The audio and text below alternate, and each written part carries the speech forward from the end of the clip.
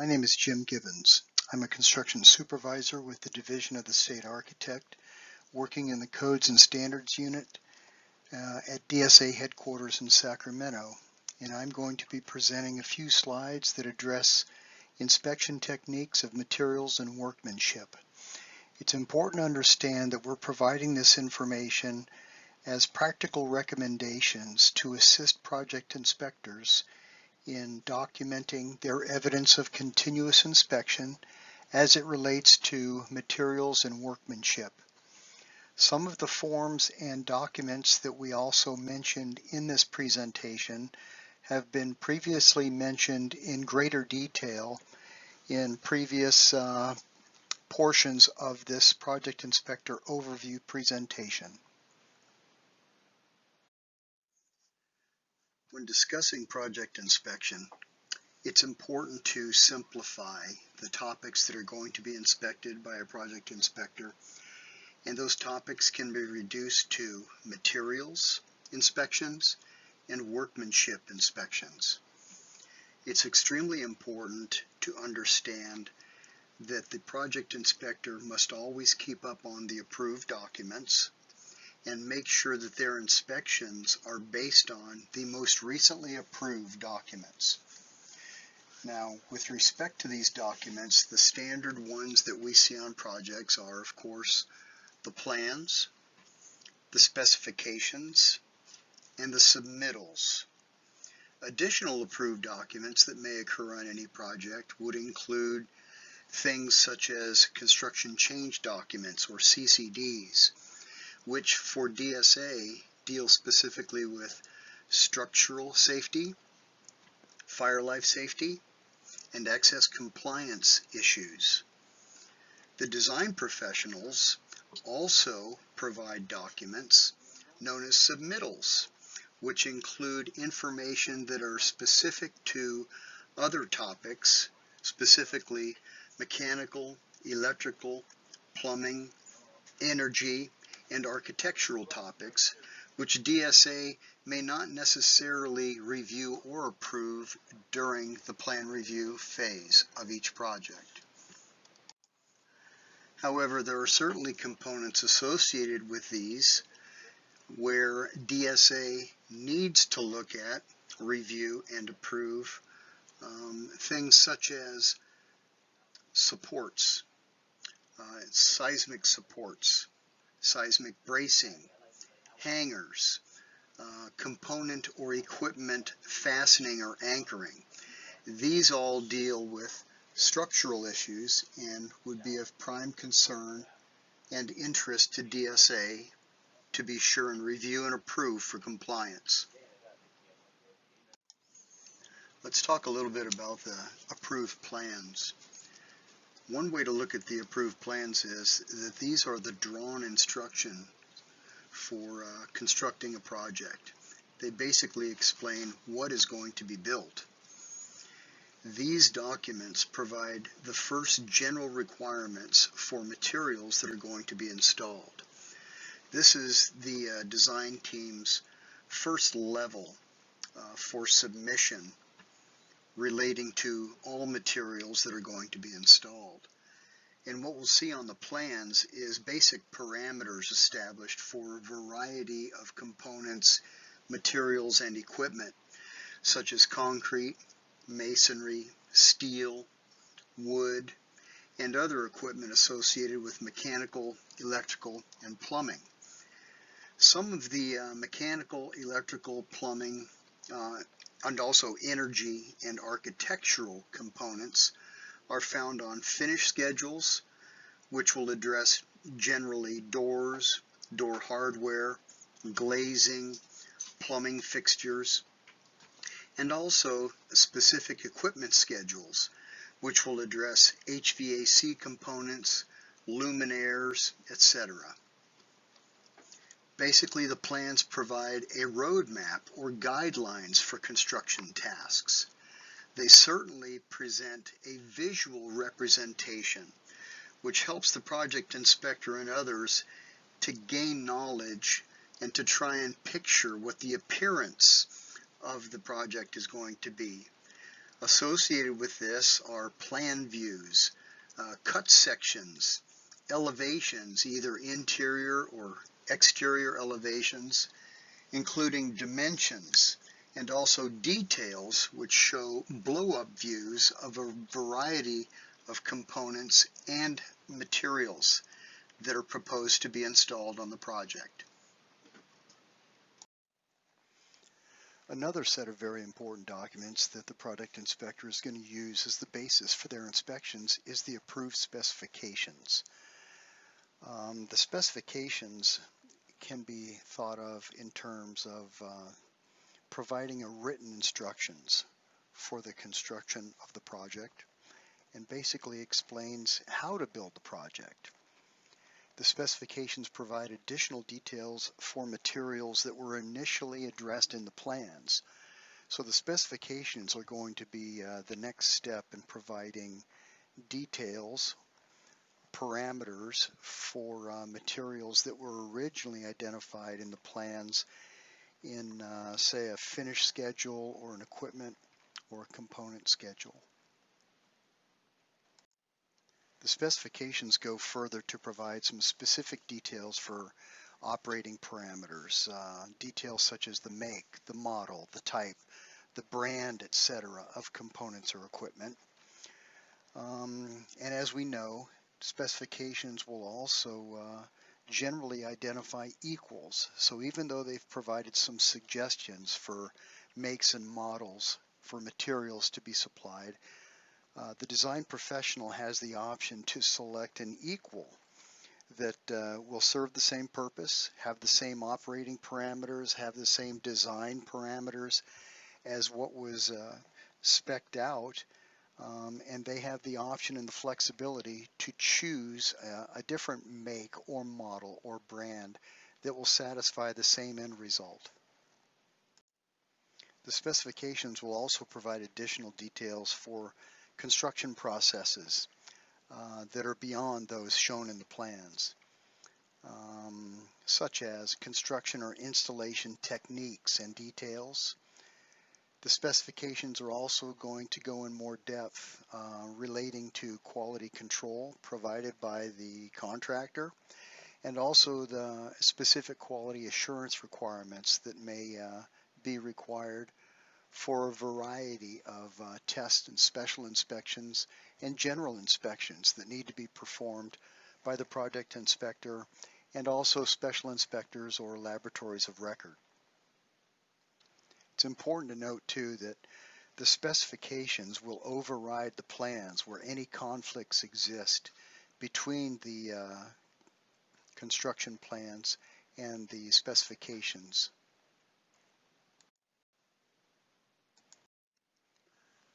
Typically, the final set of documents that a project inspector will use for verification of approved materials used on a project is the approved submittals. These are generally approved by a variety of individuals on the design team side: mechanical engineers, electrical engineers, structural engineers, and they are seen as the final contractor or owner approved materials for use on the project itself. This is especially true for electrical, mechanical, plumbing, and energy components or equipment that are earmarked for use on the project.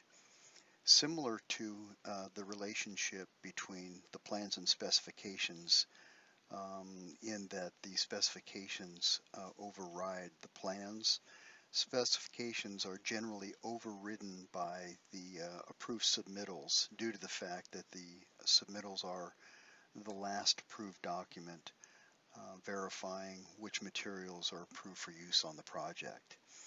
It's very important that the project inspector documents their evidence of continuous inspection, basically their verification that the materials used on the project comply with the most recently approved document, that they record this evidence of continuous inspection on the best document.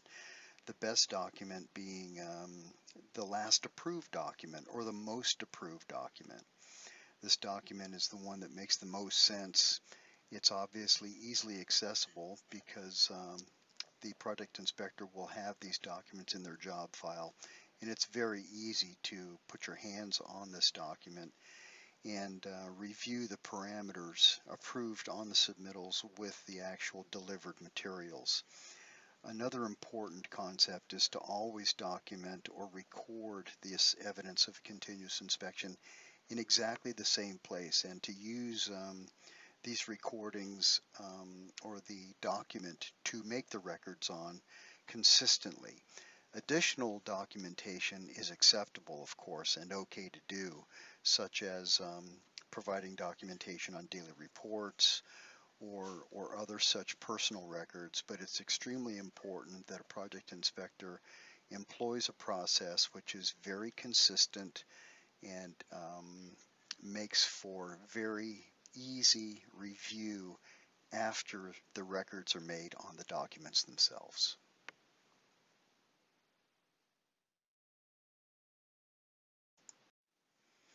In the interest of providing some information that might be helpful for documenting evidence of continuous inspection relating to material deliveries, I wanted to offer this simple suggestion for a process to employ.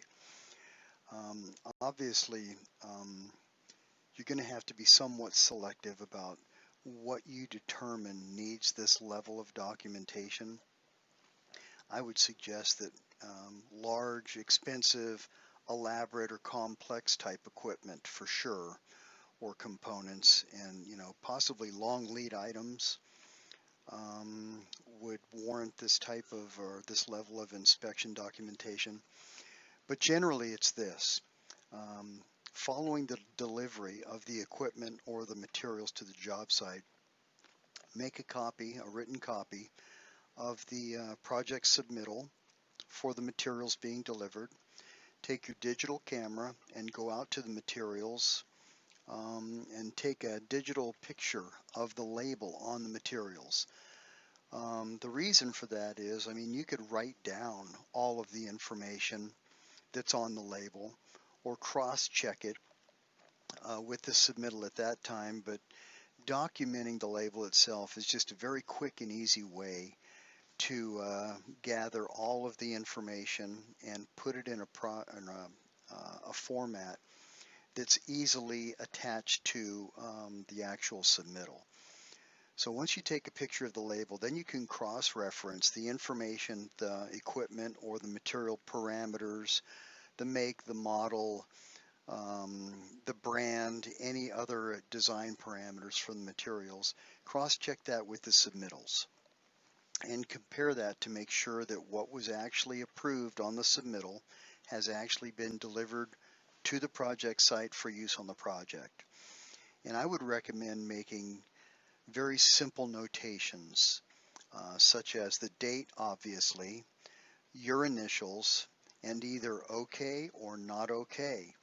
And I would also recommend that you make these three simple notations in the same spot on submittals whenever you employ this type of process, whether it's the top right corner or the bottom right corner, top left corner, wherever you decide. I would just encourage you to make these notations consistently the same way on every submittals that you perform this operation.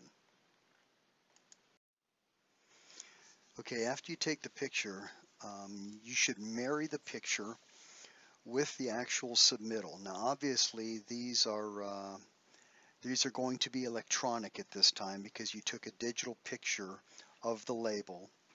But what you're going to also have to do is upload a copy, an electronic version of the notated submittal, which have your marks on it, the date, your initials, and whether it's okay or not. And again, marry those up electronically and just refile those back in the same folder that you got them from in your job file. If you notated that everything was okay, you just want to file the documentation, and generally it's going to be the evidence of continuous inspection folder in your job file. It's certainly appropriate to make a notation on a daily report or your semi-monthly report, the Form DSA 155, or even the plan sheets or detail sheets if you desire. But the main thing is to make sure that you file the copy of the picture and the approved or your notated submittal in the job file folder, your job file folder. Now conversely, if your notation is that it's not okay, if something does not match the submittals, you want to immediately notify your A&E representative, okay, verbally.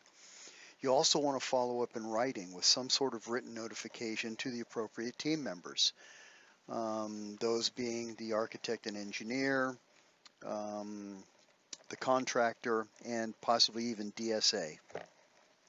Also, you want to file this documentation in the Evidence of Continuous Inspection folder in your job file. And again, the beauty or the simplicity of this is you don't have to remember a lot of the details. You just have to remember where you put the information. Once you make the documentation and file the documentation appropriately, it saves a tremendous amount of time and heartache with respect to retrieving that information when desired. Continuing with processes to employ in the event that materials are delivered that do not match the approved submittals, the project inspector may choose to make any number of notations on any number of additional documents such as a daily report, the personal daily report, personal records, even the Form DSA 155, the semi-monthly report, if you so desire. It may also be required that you request a CCD in the event that the materials that were delivered have something to do with the structural integrity, the fire life safety features, or the accessibility features of the project. And we encourage you to solicit the assistance of the district structural engineer in the event that that is needed. You may also choose to discuss with the other design team members, contractors, subcontractors, etc., in the next weekly meeting this particular topic. And one of the important benefits to this is that the meeting minutes will reflect that this issue was addressed, and this will be a helpful reminder to other individuals that may need to play some sort of role in rectifying this issue. If the contractor actually installs the incorrect materials, then it may be necessary to take a little bit more aggressive step, and that would be to issue and distribute a deviation notice. Again, this is only required if the contractor has actually installed the materials. We would definitely recommend that you do not issue a deviation notice to the contractor for any materials that were delivered that do not comply with the DSA-approved plans or specifications or the design team's approval of submittals. So the line in the sand would be that if the contractor is actually installing the incorrect materials, that a deviation notice would be applicable. Now, to clarify the deviation notice, if this particular issue deals specifically with structural, fire life safety, or access compliance, then a DSA Form 154 is appropriate and should be generated for this particular deviation. However, if the incorrect materials did not affect structural, fire life safety, or access compliance issues, then the deviation notice that the project inspector would issue would be in a format of the project inspector's choosing. Any format that is written would be acceptable, as long as it's not done so in the Form DSA 154.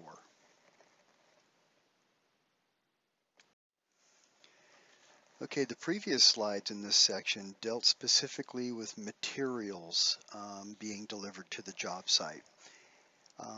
This particular section that we're going to refer to now is addressing primarily workmanship inspection techniques. However, there are a lot of similarities with respect to documentation and processes to employ in order to minimize the amount of work that's involved with performing these inspections of workmanship and also documenting the evidence of continuous inspection. The contractor typically will call for an inspection on a specific date. So that gives the project inspector a heads up to review the most recent document and to get a sense for what exactly is required per the approved documents.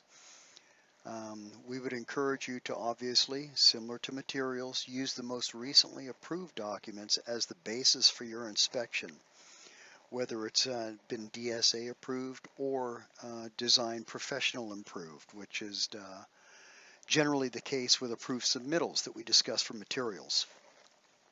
For workmanship reviews by the project inspector, the approved plans are typically the most recently approved documents. However, there may be situations where other subsequent documents or even previous documents may be more applicable. These would be deferred submittals, addenda, construction change documents, requests for information, etc. And these may in fact be more recent or more current than the DSA approved plans. Again, similar to materials, it's extremely important to document your evidence of continuous inspection on the best document. And it makes most sense and is probably more easily accessible to make your notations on actual plan sheets or detail sheets that address the issue that you're going to be inspecting. Plans, specifically plan view looks, details, notes, general notes, specific notes, etc. Deferred submittals, addenda, CCDs, RFIs, etc. may actually be the most applicable documents to inspect from and to make your subsequent notations of inspection on. Once you've decided which document would serve the recording purpose the best, recommendation would be to just cloud the area inspected on the applicable sheet, whether that's a plan sheet, a CCD sheet, etc. And again, similar to materials inspection notations, just keep your notations very simple. Be sure and indicate the date, put your initials, and either OK or not OK. In the event that the workmanship is OK, you just want to make the notation on the plan sheet itself or the other applicable sheet. However, if you so choose, it certainly doesn't hurt anything to make additional notations on either a daily report or the semi-monthly report if you so desire. But the important thing to realize is you have to make the notation on the sheet itself that is most applicable. These other indications or notations are subsequent and are additional. And if they're omitted, then that's not that big of a deal. You may also be required to make some applicable DSA Form 152 entries as well if the workmanship has been completed and if the completion of this particular process warrants making initials on the DSA 152 form. Now, in the event that the workmanship that you observed is not okay, you're going to want to immediately let the contractor know precisely why it is not okay and reschedule an inspection and re-inspect the item. If the item was corrected, if the workmanship issue was corrected, you're just going to proceed as previously discussed. If it is still not correct, you're just going to basically go in a loop mode, and you're going to continue this process until it is actually corrected. You're going to want to follow up with written notification to appropriate team members if you need to, and you're going to retain your documentation for future incorporation into your job file if needed. Okay. Now, one of the benefits to clouding an area and making these notations of the date, your initials, and whether it's okay or not okay is it provides a very quick reference, a very easily identified visual representation of what has been inspected and approved. Let's call it a partial inspection, and what has not been inspected and is still left to be inspected, where there's items that may require subsequent inspections and subsequent follow-up. And the visual representation of clouded areas and unclouded areas is a very quick check.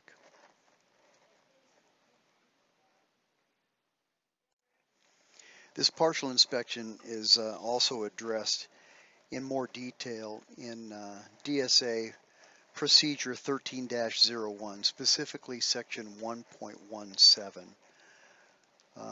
And of course, as always, you're going to want to make applicable Form DSA 152 entries as they are required and appropriate.